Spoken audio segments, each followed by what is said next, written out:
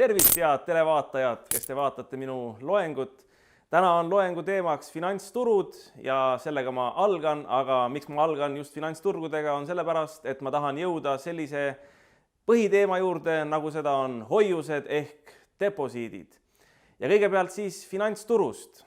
Finantsturg, kui öelda bürokraatlikult või kantseliitlikult, on institutsioon, mis võimaldab liigutada raha nendelt, kellel seda raha parasjagu on üle, nendeni või nendele, kuidas eesti keeles täpsem öelda on, kellel seda parasjagu on puudu. Põhimõtteliselt see ongi panganduse alus ja samamoodi võiks öelda, et milline on piimaturg. Piimaturg on ka just täpselt selline nagu finantsturg, ainult et finantsturul liigutatakse raha, piimaturul liigutatakse piima.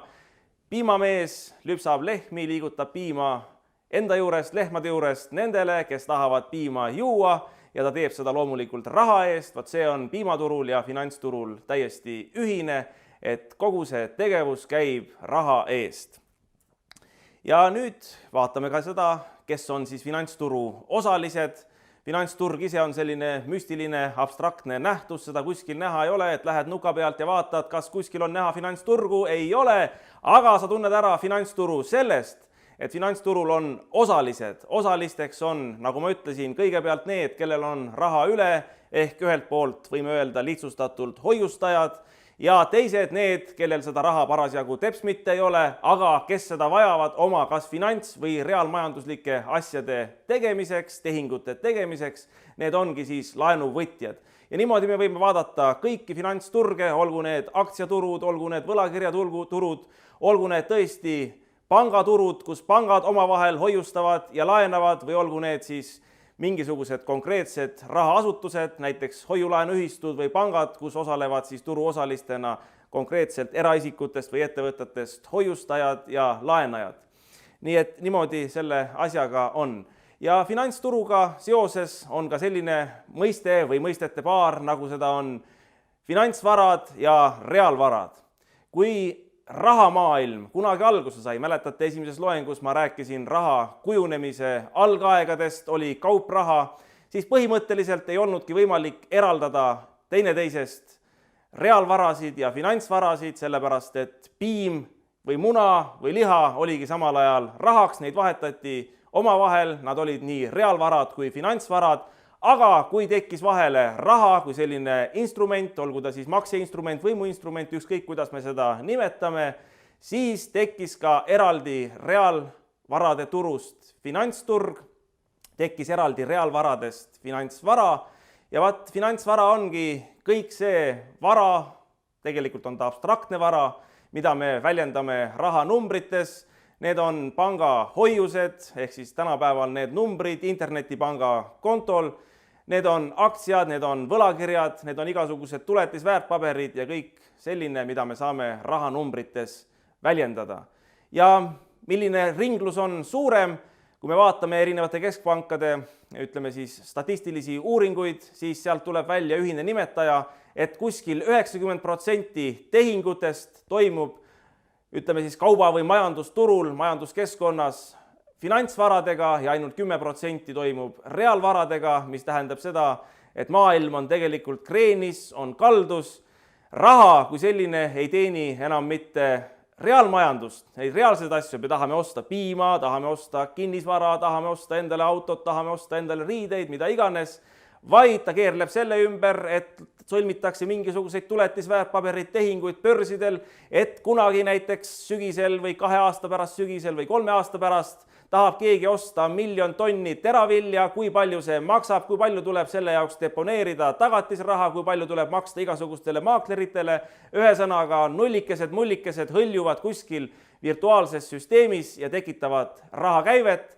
Vaat see ongi finantsturg, need on tehingud finantsvaradega ja mingisugused tühised reaalvarad, mis on selle aluseks, on kuhugile tahaplaanile jäänud. Loomulikult see ei ole õige, aga reaalsus on see, et täna niimoodi tegelikult see raha ja majanduse maailm toimib.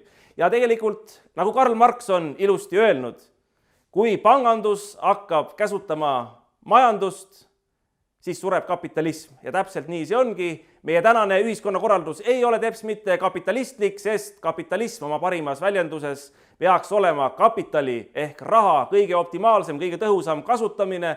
Aga kas me näeme seda tõhusat kasutamist? Ei näe, me näeme riigieelarvetes raiskamine, me näeme plaanide tegemisel nii ettevõtete, eraisikute, riikide tasandil. Tegemist ei ole tõhusate otsustega, tegemist on raiskavate otsustega. Niimoodi paraku on, aga siin tulebki välja see, et nagu Karl Marx ütles, kui rahandus hakkab käsutama majandust, siis sureb kapitalism. Rahandus ja majandus on tegelikult tänapäeval suuresti lahus, need on kaks erinevat asja, see tuleb ka endale meelde jätta. Nüüd räägime rahasüsteemidest veel kord, kuigi esimeses loengus sai seda räägitud. Rahasüsteem kui selline, tuletame meelde, on ajalooliselt välja kujunenud selline süsteem, see on iseenda kaudu defineerimine, ei ole võib-olla kõige parem, aga see on raha ringlusse andmise ja raha ringluse korraldamise mingisugune süsteem, mingisugune korraldus.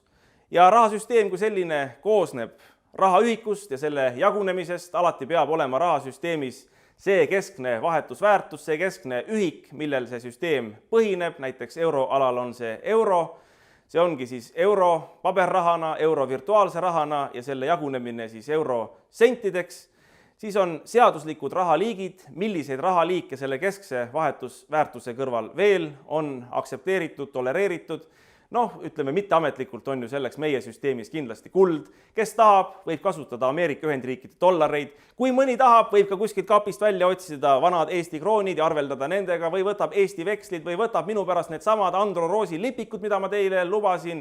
Kõik on lubatud, peaasi, et nende lipikutega või vanade kroonidega ei lähe maksuametisse, sest võlaõigusseadus näeb ette, et euroalal on ametlik maksevahend ainult euro. Vaat see ongi siis see rahaühik ja selle jagunemine. Aga loomulikult siin kõrval on ka teised seaduslikud rahaliigid, kui turuosalised nendes kokku leppivad.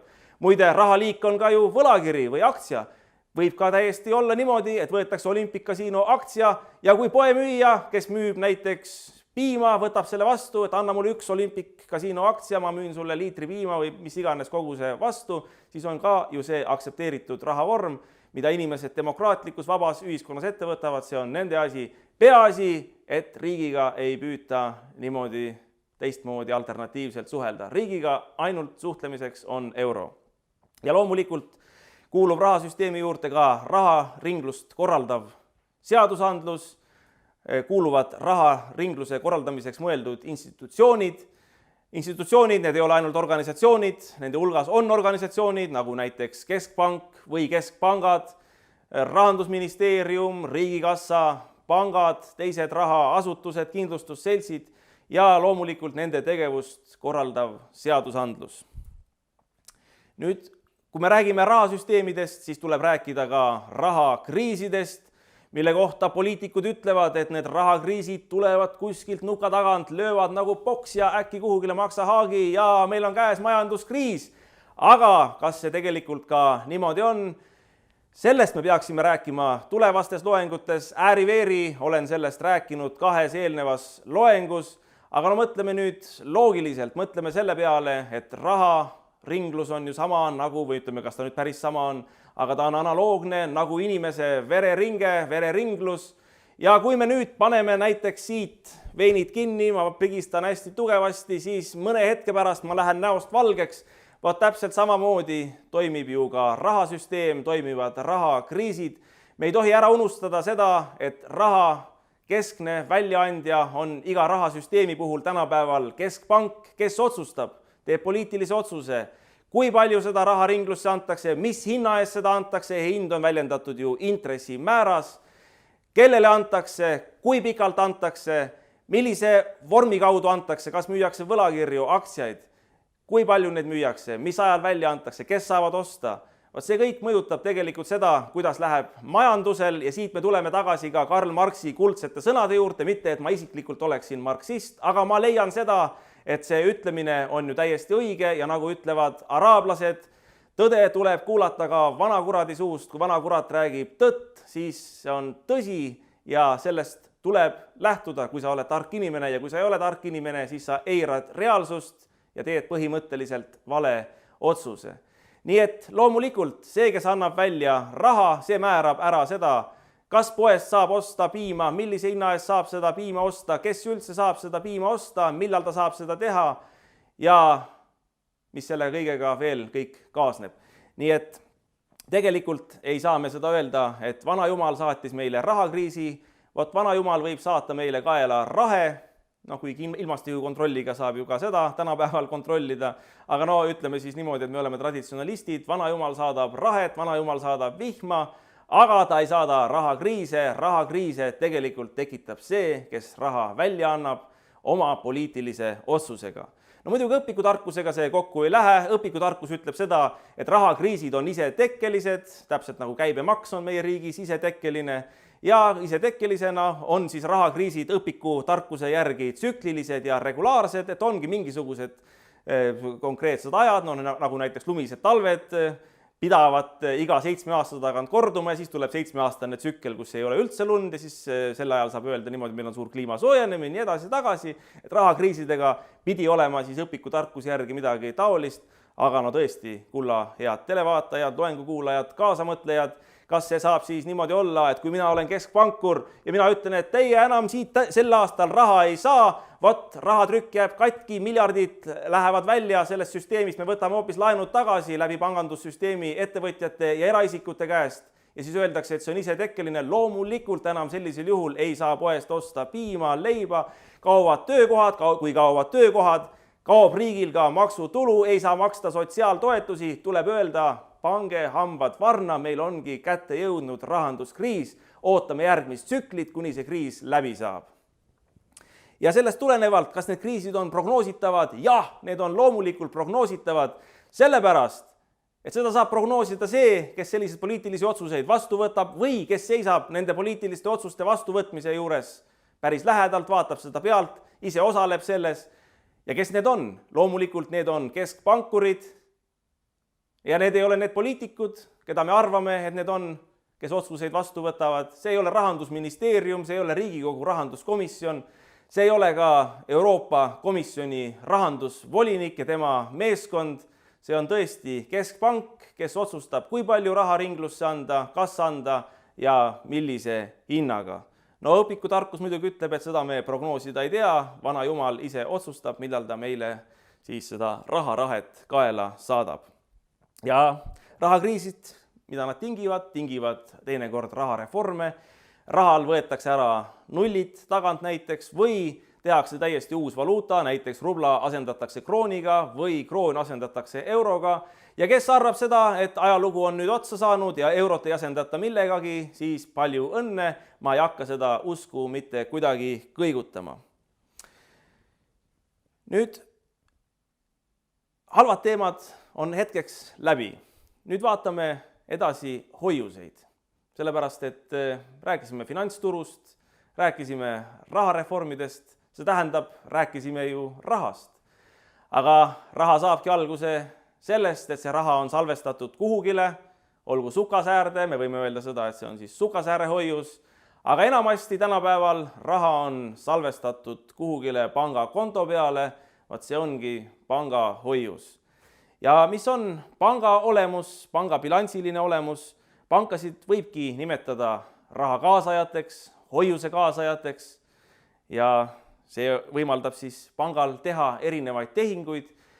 Õigupoolest hoiuste sissevõtmine võimaldabki pangal tegeleda sellise tegevusega, nagu õpikus nimetatakse raha võimendamine, nimetatakse populaarteaduslikult ka raha juurde trükkimine. Seda ma skeemi kujul või joonise kujul, põhimõtte kujul näitan mõne aja pärast, kuidas see siis toimub. Nii et põhimõtteliselt hoiuste vastuvõtmine on panga jaoks keskne ülesanne, keskne funktsioon.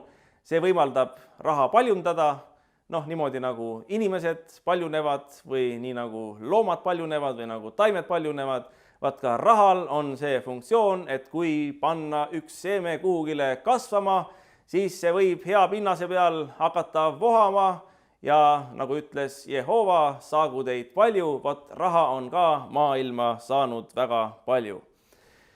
Mis on pank? Pank on hoiuste vastuvõtja, nagu suured korrufeed on öelnud, ma nimesid ei nimeta. Panga ülesanne on võtta võimalikult palju endale sisse ja leida võimalusi, kuidas võimalikult vähe reaalselt midagi välja anda. Pank on nagu üks suur pall, mis imeb õhku endasse ja paisub lõputuks suureks mingisuguseks maakeraks või galaktikaks, mis tahab veel edasi paisuda veel ja veel kuni maailma otsani, aga mitte midagi sealt seest välja anda, ehk see õhk ei tohi sealt mitte kuidagi välja liikuda. Ja sellepärast ongi kõik need süsteemid välja mõeldud, hoiuste võimendamine, aga ka muud vahendid, millega pank raha sisse võtab, näiteks nagu pankade vaheliselt rahaturult laenamine, see tähendab teiste pankade käest laenu võtmine, keskpanga käest laenu võtmine. Mäletate, ma rääkisin eelmisel korral, kuidas Küprose pank sattus ka reaalselt, mina tõin teile nagu mingisuguse teoreetilise konstruktsiooni raskustesse siin mõned aastad tagasi, kuidas kõik tulid raha välja nõudma ja kuidas pankur pöördus Küprose keskpanga poole, Küprose keskpankur pöördus Euroopa keskpanga poole, palus raha trükkida, omavahel hoiustati, omavahel laenati, kuni lõppkokkuvõttes saavutati see, et paanika võeti maha ja midagi hullu ei ole. Vaat seda ei saaks teha, kui pankadel ei oleks sellist olulist keskset ülesannet, nagu see on hoiuste vastuvõtmine. Ja nüüd me oleme operatsiooni laua juures ja ärge pange tähele, kui midagi siin kõrval häirib. See ongi operatsioonisaal ja me hakkame läbi viima panga operatsioone sõna otseses mõttes. Põhimõtteliselt on siin teie ees pangasüsteem, kus on pank A, pank B, pank C ja veel palju pankasid. Ja kõik need pangad võtavad vastu hoiuseid, laene ja reservmäär on 10% ehk 10% kõikidest hoiustest peavad pangad panema reservi. Ja me vaatame, kuidas toimib selline asi nagu hoiuse võimendus, panga võimendus. Näiteks on üks inimene, olgu ta nimi Aadu, tuleb, toob panka A 50 eurot hoiule. Kui on 10% määratud reservmääraks, näiteks seadustega, siis pank peab panema 10% sellest hoiusest reservi ehk 5 paneb tema reservi ja 45 laenab välja, aga mitte muidugi sularahas, sellepärast et raha toodi ju elektrooniliselt või virtuaalselt panka hoiusele. Pank ei pane seda mitte kartulikotti ja ei võta kuskilt sularaha välja ja ei vii panka B, vaid teeb ka virtuaalses rahas pangale B ülekande, näiteks see laen maksti välja panka B kellegi Peedu hoiusele 45 eurot näiteks ja selle panga B jaoks on nüüd teise panga ehk siis panga A laen 45 eurot hoiuseks, millest ta peab omakorda 10% panema reservi ehk 4,50 ja ülejäänud ehk siis põhimõtteliselt 40,5 saab laenata välja. Ja nüüd seesama 40,5, mis pank B väljastab laenuna, see varem või hiljem jõuab näiteks siis panka C hoiusele ja põhimõtteliselt ka sellest 40,5 tuleb siis pangalt C võtta 10% reservi ehk see on siis 4,05 ja ega ma hästi arvutada ei oska, andke mulle andeks, kui ma siin kiiresti praegu valesti arvutan, aga see peaks olema vist 35, oi jummal, ühesõnaga midagi, arvutage ise kodus edasi, läheb laenuna ja see laen 35 midagi läheb juba siis panka D hoiuse peale, kuni lõppkokkuvõttes see algne 50 eurot võimendub pangasüsteemis 500 euroks, aga see ei ole mitte muidugi paberraha, sest et ega paberraha kuskilt juurde ei trükita, vaid see ongi virtuaalne raha, mis võimendub. Paberraha, see algne 50 eurot, mis sisse toodi, see jääbki pangandussüsteemi tervikuna kuhugile seifidesse reservi. Seda tegelikult tänases ühiskonnas või tänases süsteemis üldse ei liigutata ja nende vahe 500 miinus 50 jääb 450 eurot. See on siis laenude maht ja siin te, kulla loengu kuulajad, näetegi, kuidas tegelikult 50 eurost saab kas nüüd just üleöö, aga päris kiiresti 10% reservmäära juures 500 eurot, aga nipp on selle asja juures see, et majandus ei pruugi 10 korda kasvada, ei pruugi kasvada 50 õunast 500 õunani, vaid kasvab ainult rahandus ja siit me jõuame jällegi selleni, mida ütles Karl Marx, et kui pangandus hakkab käsutama majandust, siis sureb kapitalism, siis hakkab toimuma selline nähtus nagu inflatsioon, raha odavnemine. nii et selle üle palun kodus iseseisvalt igalühel mediteerida. Nüüd on erinevaid liiki hoiuseid, loomulikult keegi võib öelda, et on jõuluhoius, on päkapikuhoius, on pensionihoius, mis iganes. See on kõik propaganda, aga kui me räägime rahandusteaduslikult, siis on 3 erinevat liiki hoiust. On nõudmiseni hoius, on tähtajaline hoius ja on säästuhoius. Ja nendest räägin nüüd lähemalt. Nõudmiseni hoius põhimõtteliselt on selline hoius, mida me iga päev siis ütleme panka paneme ja pangast võtame, millega me iga päev, kui me internetipanka sisse logime, kokku puutume. See on meie arveldusarve. Logime internetipanka sisse, vaatame, et on konto peal mingisugune raha. Seda raha saab sealt välja maksta, välja võtta sularaha automaadist, sisse panna sularaha automaadist, teha panga ülekandeid, mida kõike. Ja vaat seda me nimetamegi kantseliitlikus keeles nõudmiseni hoiuseks. Mida see panga jaoks tähendab? Panga jaoks tähendab see eelkõige, kui me vaatame tänast Eesti pangandust, siis tasuta laenuressurssi või siis, kui me vaatame natukene kaugemasse minevikku Eesti panganduses või vaatame välisriike, siis ta tähendab sellist, ütleme, odavat ressurssi, mida sisse võtta, sest põhimõtteliselt, kui inimesel on arveldusarvel raha või ettevõttel on arveldusarvel raha, siis selle eest Eestis täna eriti intressi ei maksta, võib-olla enamikes kohtades ei maksta üldse intressi. Ja miks ei maksta intressi? Sellepärast, et isiku tasandil, olgu eraisik, olgu ettevõte, on see ressurss suhteliselt ebapüsiv. See tähendab seda, et tulen mina, Andro Roos, saan palka, kohe kulutan selle sealt ära, maksan automakse, maksan majamakse, ostan midagi poest süüa, juua, ostan riideid, teen mida iganes, annan sõbrale. Mul läheb see raha sealt konto pealt välja, aga pangad on ju täiustanud oma arveldussüsteemi ja kõike seda pangandusega seotud teenuste paketti, mis võimaldab kogu selle raha jätta, nagu ma ütlesin, selle suure õhupalli sisse, mitte liigutada seda välja, rakendada seda printsiipi, et võimalikult palju sisse ja võimalikult vähe välja. Sest kui ma ostan näiteks poest leiba või piima, ma maksan kaardiga, pangad on leiutanud kaardimakse.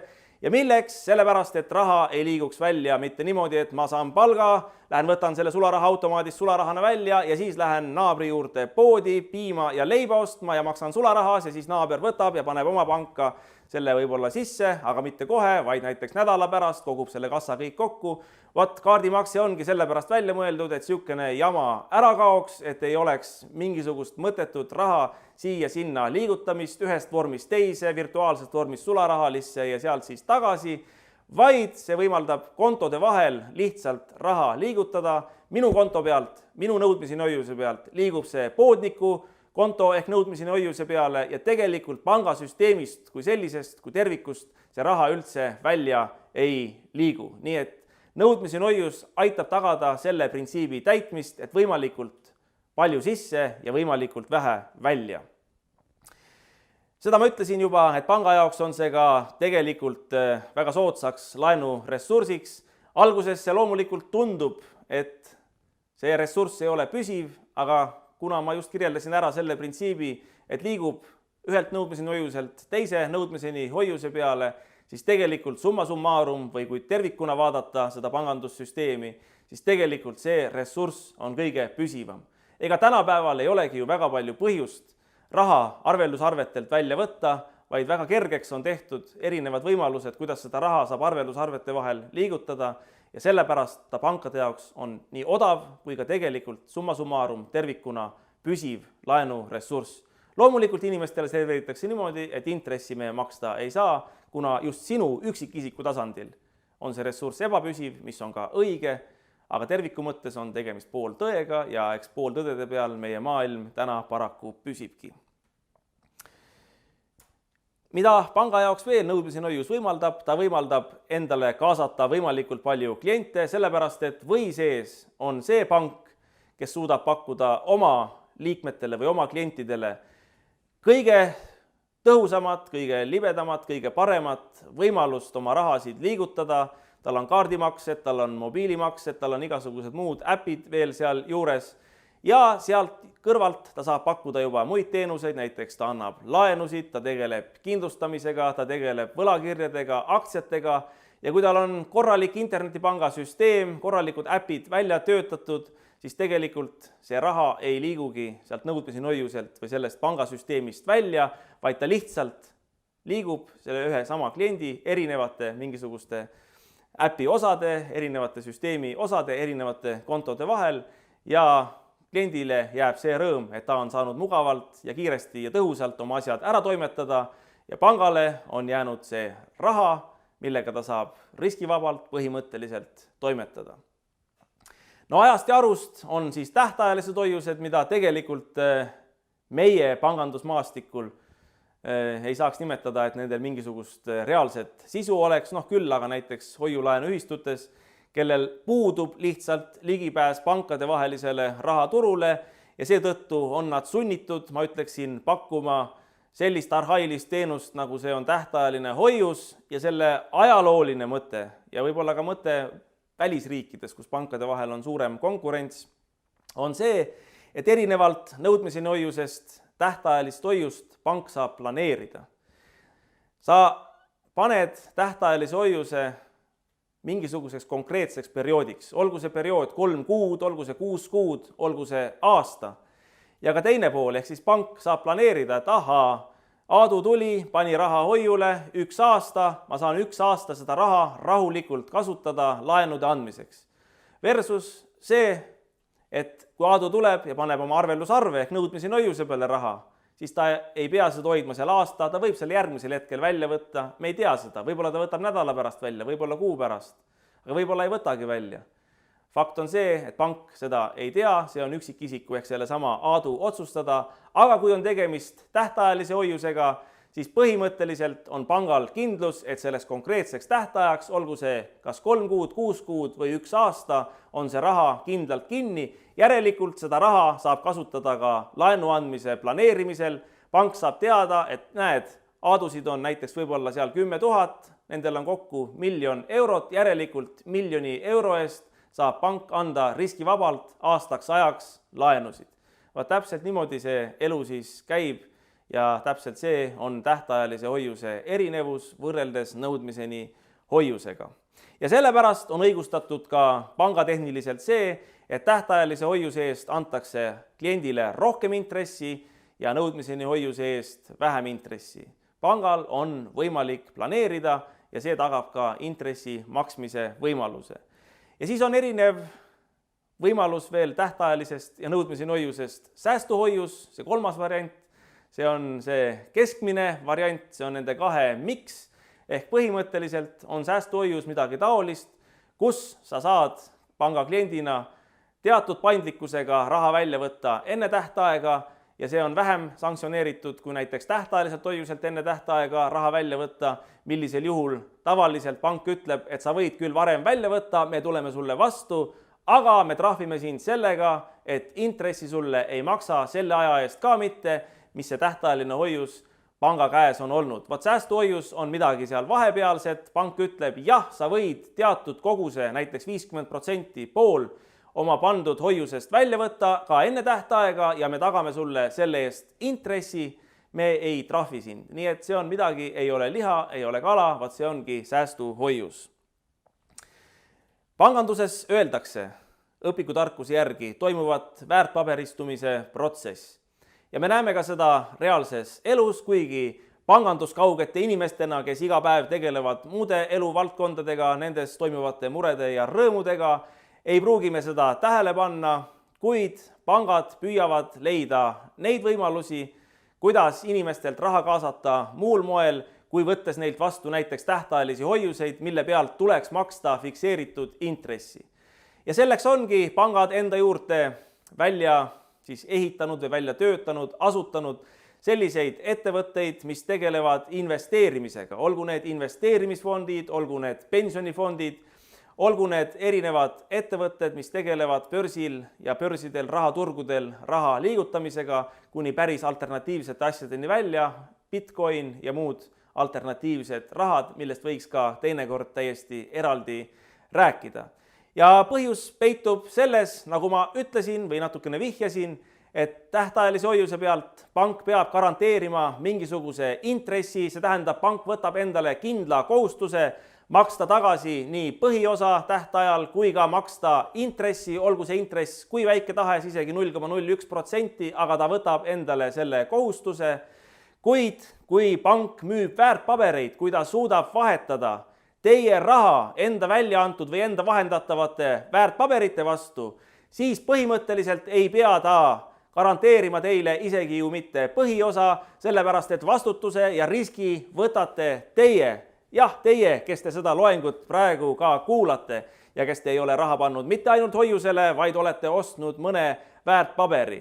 Teist tehakse investorid teie enda nõustumisel ja ega see põhimõtteliselt ju ei ole ka vale, sest meil on vaba ühiskond ja igaüks peaks suutma ja tahtma otsustada ise, kuhu ta raha paneb, millise riski ja vastutuse ta selle juures võtab ja sellest tulenevalt ka see, kui palju ta endale raha või tulu sellega teenib. Nii et siin peaks olema täiesti arusaadav, miks ühiskond, miks pangandus on liikunud sinnapoole, et on toimumas ja toimunud, võiks isegi öelda, väärtpaberistumise protsess, kus pangad püüavad veeretada vastutust oma klientidele ja kliendid, kes selle vastu võtavadki selle riski ja vastutuse siis oma raha eest endale.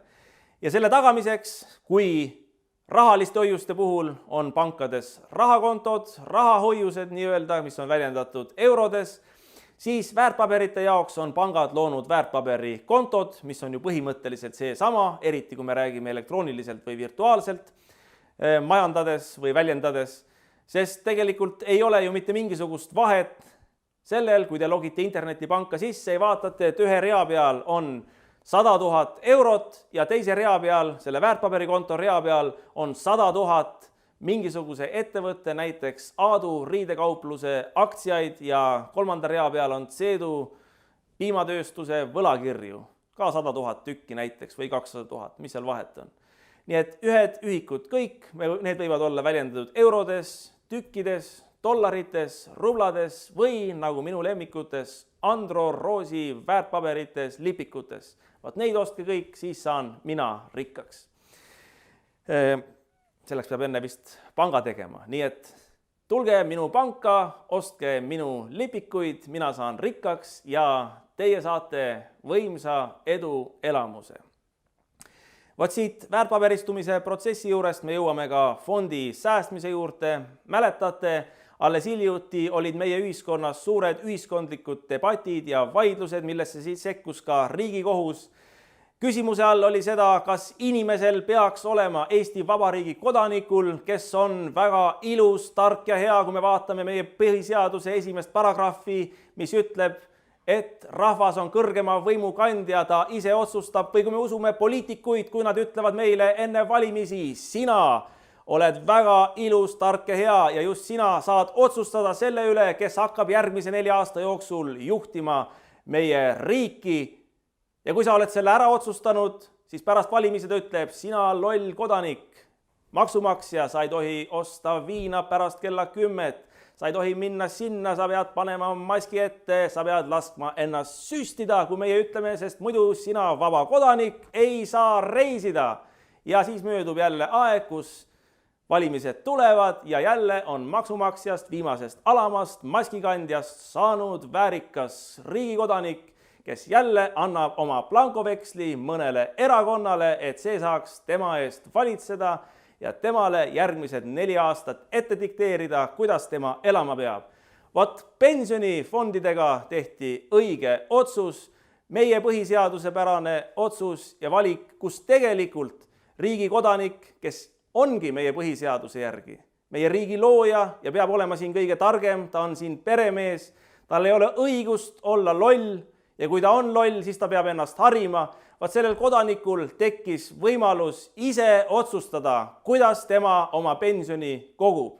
Lõpetati ära see vääritu elu, see vääritu praktika, kus tegelikult pank valis hoiustaja, valis meie vabariigi kodaniku tulevase pensionäri eest, kuhu seda raha paigutatakse, millistel tingimustel, vot sellega on nüüd lõpp ja see on õige.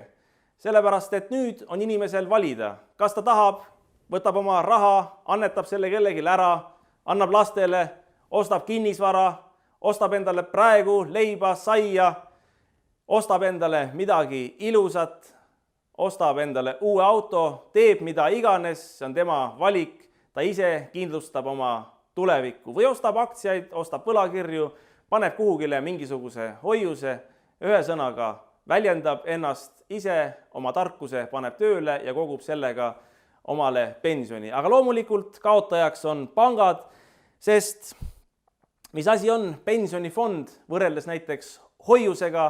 Pensionifond ongi ju see, et hoiuse sa paned aastaks või paned 8 aastaks või paned 6 kuuks. Aga pensionifond on ju see, kus sa võtad oma raha igakuiselt, maksad pensionifondi, sul on pensionini 35 aastat ja sa ei saa seda raha 35 aasta jooksul kasutada. Ja kui möödub see 35 aastat, tuleb tähtaeg, sa lähed pensionini või pensionile, siis põhimõtteliselt sul ei ole garanteeritud ka selle sisse makstud põhiosa kättesaamine, sest öeldakse niimoodi, et aga turuolud olid sellised, me panime sinna kõige parema teadmise ja tarkuse järgi, aga meie ei saa midagi teha. Turg kukkus kokku, vaat need ettevõtted läksid pankrotti, nendel ettevõtetel ei läinud hästi, kehtestati koroonapiirangud, hotellid pandi kinni, aga meie panime just sinu raha sinna hotelli ärisse ja nüüd ei ole midagi teha. Võta või jäta, nii palju sul siin on, nii palju me sulle pensioni maksame. Rääkimata sellest, et isegi intressi ju sellisel juhul ei saa, kui me räägime sellest, et põhiosa jääb ka täies mahus kätte saamata. Ka selline olukord võib pensionifondide puhul tekkida. Ei pruugi, aga võib. Loomulikult võib ka kõik hästi minna. Majandus võib kasvada, elu läheb edasi, kõik kasvab mühinal, niimoodi nagu vana noa aegadel. Tuleb, kõik on ilus, aga me peame alati jääma ka realistideks ja peame arvestama sellega, et kõik ei pruugi olla ilus ja hea, kõik võib ka minna teistmoodi. Ja see on võrdlus tähtajalise hoiusega, kus pangal on kohustus tagada põhiosa, tagada ka intress, olgu see intress või 0,01%, nagu ma ütlesin, aga tal on see kohustus. Ja siin on ka selge, miks pangad tahavad liikuda hoiuste pealt väärtpaberite peale ja eriti veel selliste väärtpaberite peale, mida võib hoida rahalises vormis enda käes 35 aastat või rohkem ja millele ei pea tagama isegi põhiosa, rääkimata intressist. Nüüd pensionifondid, nagu ma rääkisin, need on investeerimisfondide nii-öelda eriüksused, on ka täiesti vabatahtlikke tavalisi investeerimisfonde, mis on normaalne, sest keegi ei saa rääkida selle printsiibi vastu, et pensionifond kui selline või investeerimisfond kui selline oleks midagi saatanast, midagi halba, ei ole. Kõik need asjad on väga head, aga ühtegi sellist asja ei saa kohustuslikus korras inimesele peale suruda. See, mis on peale surutud, see on halb, sellepärast et seal kaob demokraatlik kontroll, seal ei saa suured massid ise otsustada, mis neile on parim, vaid neile dikteeritakse kuskilt kõrgelt ja kaugelt keegi Führer või juht ette, kuidas peab olema, kuidas peab mõtlema, aga ka see Führer on ainult inimene ja ta võib otsustada valesti.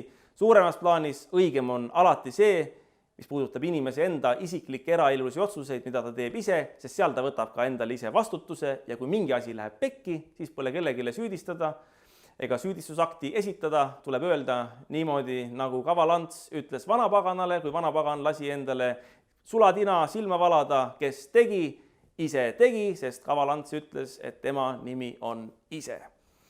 Aga investeerimisfond, mis see on? See on põhimõtteliselt nagu tavaline aktsiaselts, mis müüb oma aktsiaid, need aktsiad on siis investeerimisfondi osakuteks nimetatud ja kui tavaline aktsiaselts on loodud näiteks leiva tootmiseks, et ta ütleb seda, et investeerige mulle, aktsionärid, tulge, pange raha sisse, hakkame koos leiba tootma, kui me leiba toodame, paneme hinda juurde, tuleb kasumit, jagame aktsionäride vahel ära, elu läheb heaks. Tarbijad saavad leiba süüa, maksavad meile ja meie saame aktsionäridele jagada dividende. Vaat investeerimisfond on ka nagu leiva tootmise aktsiaselts, ainult et ta ei tooda leiba, vaid ta toodab raha.